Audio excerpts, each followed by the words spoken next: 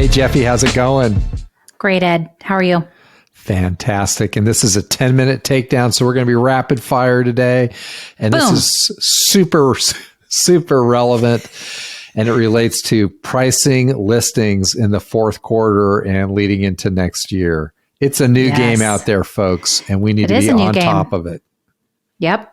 Days of just, putting a house on the market for X price and getting $200,000 more are in the rear view mirror.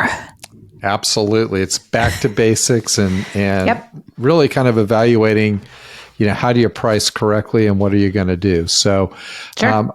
we got a few ideas here. Jefi, I'm going to let you take off on one of the first ones, and then I want to come in and talk about appraisers. So why don't you go? Okay. Sounds good.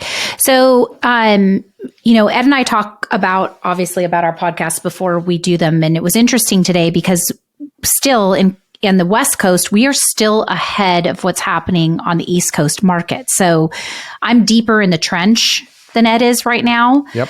And when we were talking about how we look at comps, because when you're listing a home, you want to see, well, within X amount of space, apples to apples, bedrooms, bathrooms, square footage, everybody kind of has their own formula that they use, but we want to see what the consumer is spending on the home of like kind.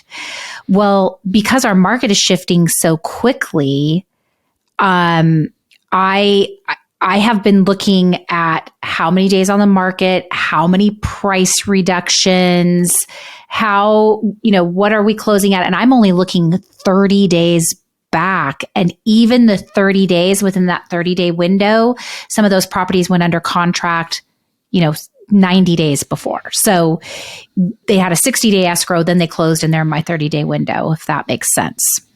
Yep. I have to be very, very careful and look at the actual close date. I want things that are as close to my list date as possible to see where we are. And then I also look at the pending. And then we talked a little bit about that. I don't want to run this whole podcast here, but calling the agents and saying, hey, can you give me a general idea of how close you came to that pending price so that we can make sure that we're in the arena. It's just there are so many more steps right now to properly pricing a home. And if you are a seller that happens to be listening to our podcast, making sure that you're hiring an agent who knows how to price right now is very important. Because by the time you do your markdowns, your price adjustments, you will have missed an entire 30 days or 45 days of market activity, and your house quite possibly could have gone down. So it's very, very, very important. Yeah. I think to kind of go big picture on this a little bit, so if you're looking at comps, you've really got to look to the most current comps. Yes. If you're looking back, if a seller's kind of pulling you toward what happened 6 months ago, that's just aspirational. You don't want to lean into that. You can look and say, okay, that we're going to weight that a little bit less, but you've got to weight heavily on what's sold recently. Yes. So that's really important. I think also for agents listening, reach out to an appraiser in your market and have this discussion. I love that. You did that today, didn't you? I did. Yeah. After our discussion, I called appraiser I've worked with for 15 years and just said, hey, what are you seeing? What's going on? We had a great conversation. They want this dialogue too. We talked about how they were, up just a few months ago, they were getting time adjustments, market condition adjustments, where they would look at an older sale and then lift it up as high as 10% to help these comps come in. That is not happening anymore. That's gone. So you really need to look to the most recent sales, and don't weight everything equally. Weight heavily on the comps that are current.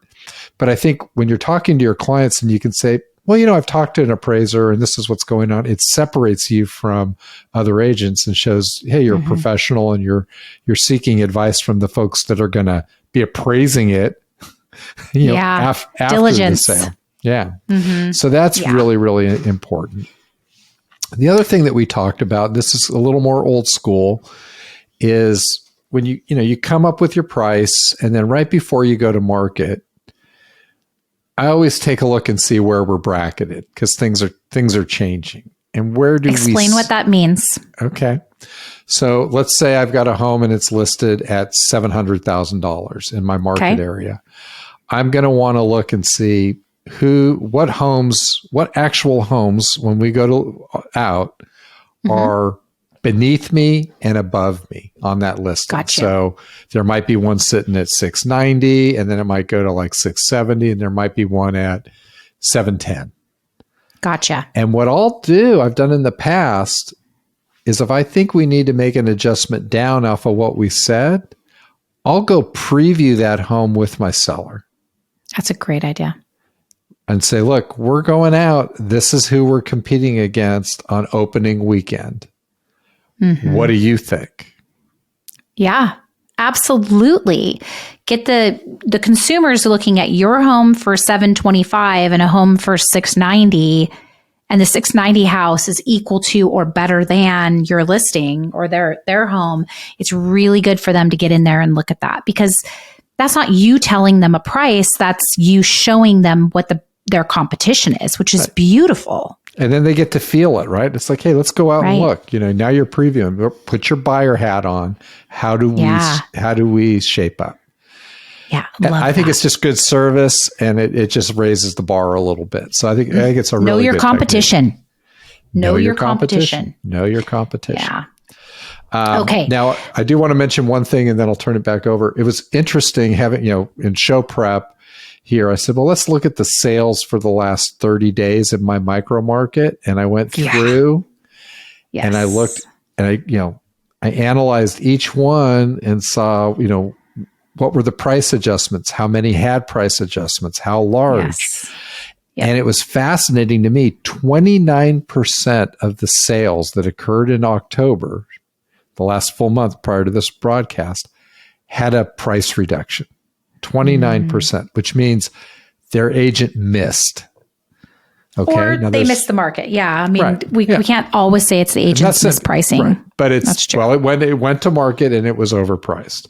The client may have pulled them there, but I found they clients rarely blame themselves on that. Right. So, right.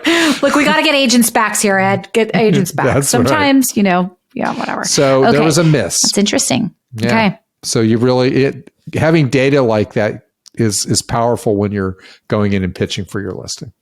Go ahead, Jeff. So I look at price reductions in my micro market, and I count how many homes that are active have had price reductions. So for example, right now we have 84 homes listed in my little 2 zip codes that I really stare at and look at.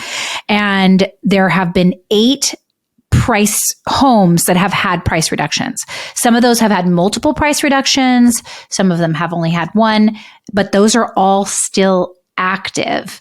I find it interesting because you actually looked at what had closed, right? You looked at the price reductions in the closed section. Right. Okay. Yeah, I wanted to see that, but I like that you're looking at actives too. I just wanted to see where they actually really started, and then what price got the offer, and then where did it close.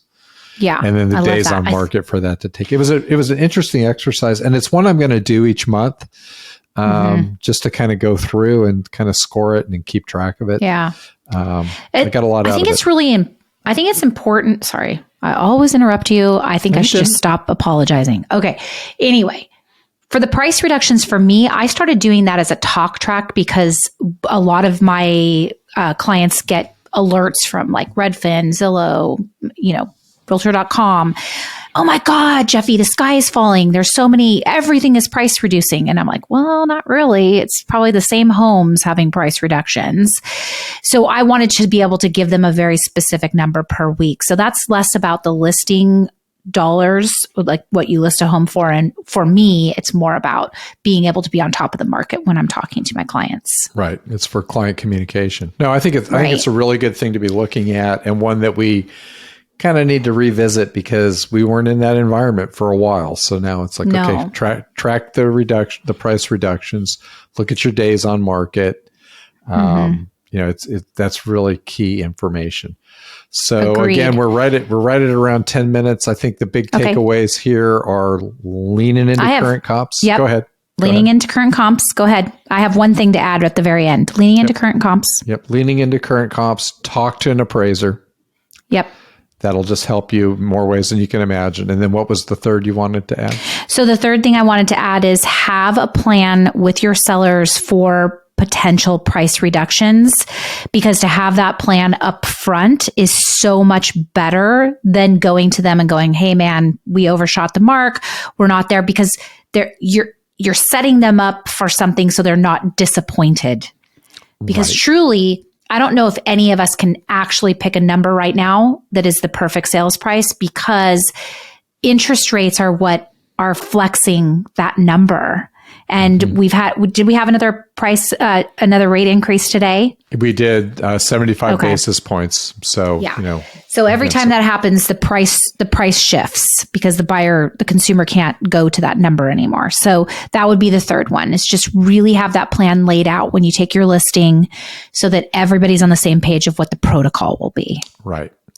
Okay. I think that's really, really good information there. So that's it for this 10-minute takedown. Thank you, Jefi, for making me better. You're always thinking.